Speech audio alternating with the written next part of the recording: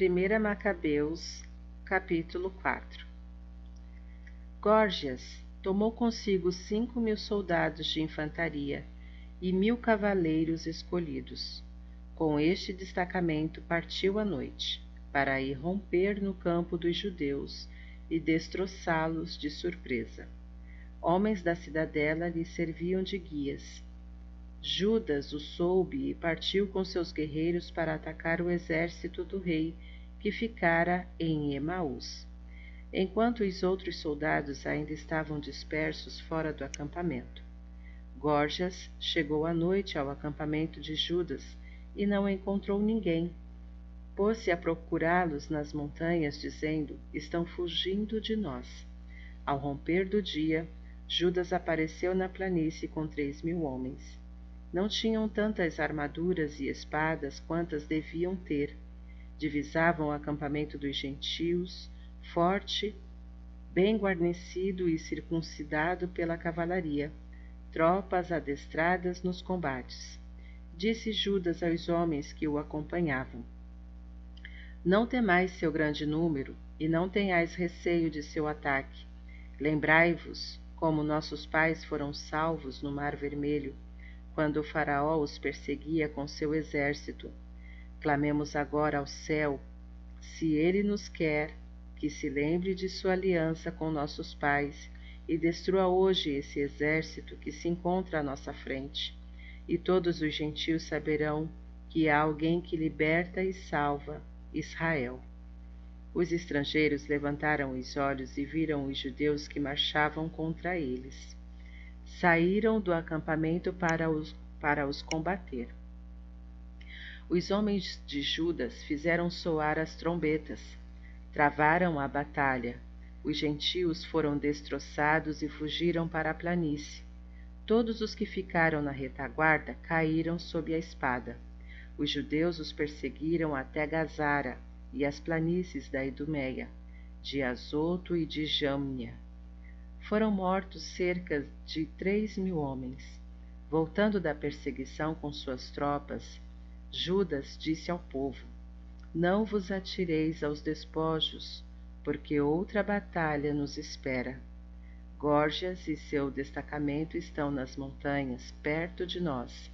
Permanecei agora firmes diante de nossos inimigos e combatei-os. Depois tomareis tranquilamente seus despojos. Mal acabara Judas de falar, quando apareceu um destacamento de soldados no alto da montanha. Viram que os seus tinham sido postos em fuga e que os judeus atearam fogo ao acampamento. A fumaça que aparecia revelava o que acontecera. Vendo aquilo, sentiram-se aterrorizados. Descortinando ao mesmo tempo na planície o exército de Judas, pronto para combate. Fugiram todos para o país dos filisteus. Judas, então, voltou para pilhar o acampamento. Recolheram muito ouro e prata, assim como tecidos de púrpura, violeta e escarlate e grandes riquezas. Em seu retorno, os judeus cantavam hinos e faziam subir louvores ao céu. Porque ele é bom e porque sua misericórdia é eterna. Naquele dia foi grande a salvação de Israel. Aqueles, dentre os estrangeiros que conseguiram escapar, foram anunciar a Lísias tudo o que se passara.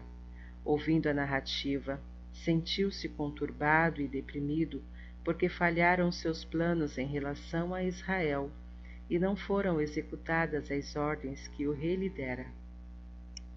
No ano seguinte, Lísias mobilizou 60.000 homens escolhidos e 5.000 cavaleiros para acabar com os judeus. Marcharam para a Idumeia e acamparam em Bet-sur. Judas lhe foi ao encontro com 10.000 homens.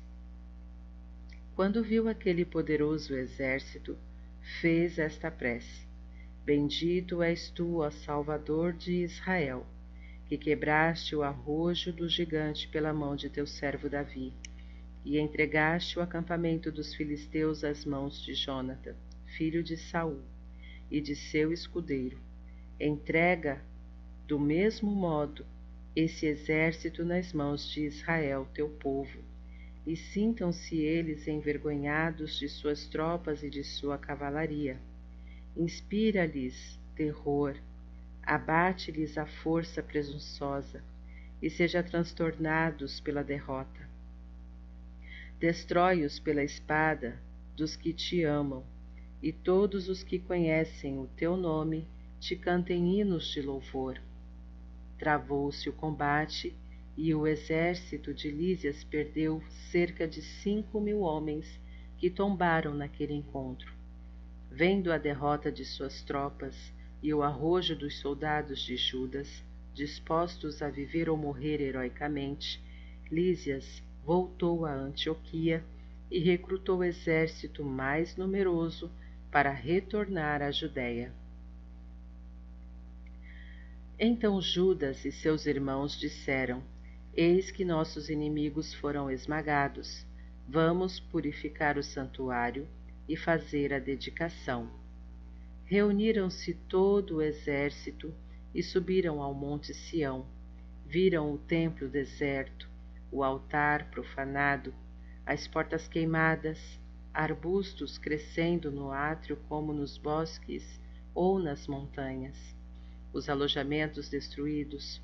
Rasgaram as vestes, desfizeram-se em profundas lamentações e cobriram-se de cinza. Prostraram-se com o rosto em terra, fizeram soar os sinais das trombetas e bradaram ao céu.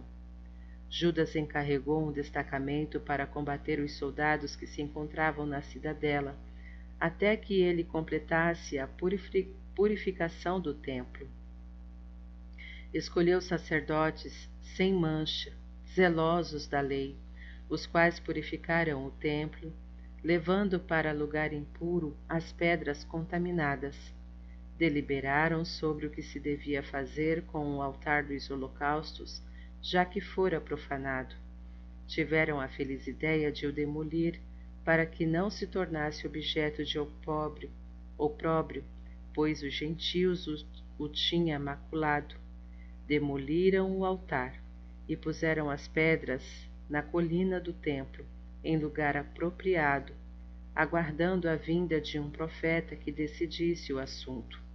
Tomaram pedras não talhadas conforme a lei e construíram um novo altar, reproduzindo o modelo anterior.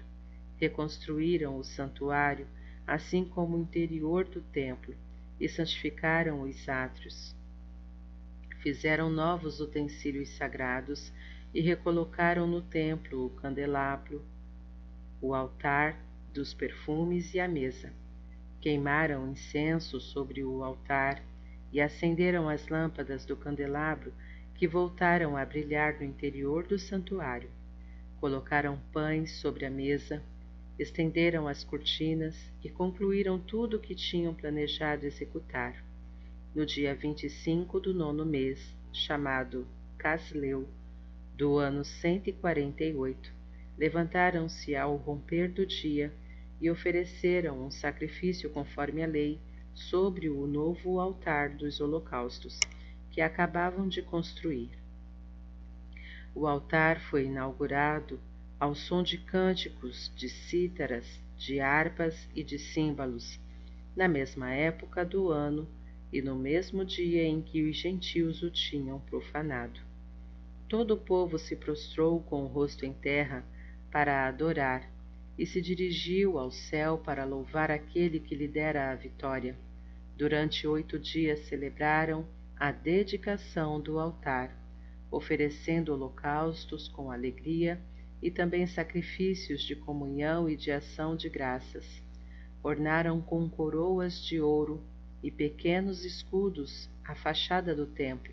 Reconstruíram as entradas e os aposentos e muniram-nos de portas. Grande alegria espalhou-se entre o povo. Fora reparado o ultraje infligido pelos gentios. Judas, de acordo com seus irmãos e toda a Assembleia de Israel, determinou que os dias da dedicação do templo, do altar, fossem celebrados anualmente com alegria e regozijo, no tempo exato durante 8 dias, a partir do dia 25 do mês de Casleu. Nesse mesmo tempo, construíram altas muralhas e fortes torres em redor do monte Sião, para que os gentios não mais viessem a profaná-lo, como tinham feito antes. E Judas pôs ali uma guarnição para o defender. Fortificou também Bet-sur, para que o povo tivesse uma fortaleza na direção da Idumeia.